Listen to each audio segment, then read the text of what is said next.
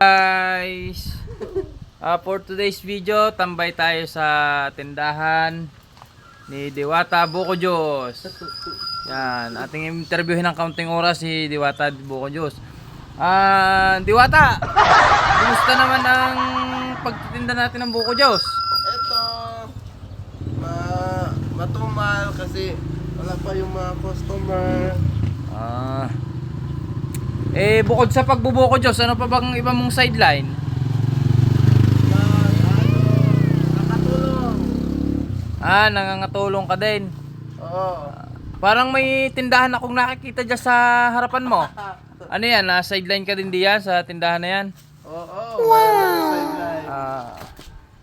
Ay, ang tawag din ay din sa pwestong aray, umuupa ka. Umuupa.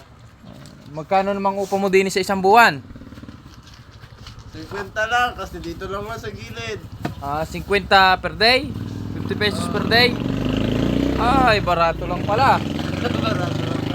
Ay, sa mga customer mo at saka sa mga hindi pa nakakatikim ng iyong Buko Diyos, anong iyong masasabi? Sa mga customer ko at sa mga hindi pa nakakatikim ng Buko Diyos, punta na kayo dito. Bumili na kayo at i-try itong Buko Diyos ko. Diwata Buko Diyos. Ay, isang gan lugar aray. Sa bagong Pook, Kupe. Bagong Pook, Kupe, Rosario, Batangas. Oh.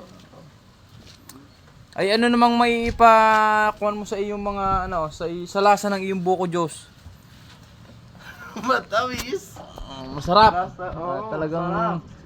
talagang lasang puro, puro. At sa iyong mga suki na ay patuloy na tangkilikin ang iyong Buko Diyos at saka ang iyong marauya at saka ang iyong tawag doon yung turon. Ano kang bestseller mo diyan?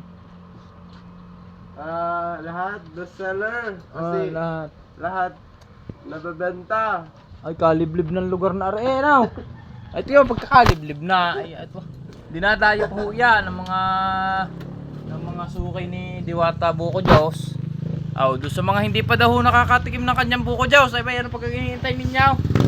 Ay inyong sinsaya na aray, di nila ang sakupay. Bagong Pook, Rosario, Batangas. At aray ho minsan tanghali na magbukas, ay pakihintay na lang ha. At yun lang mga guys.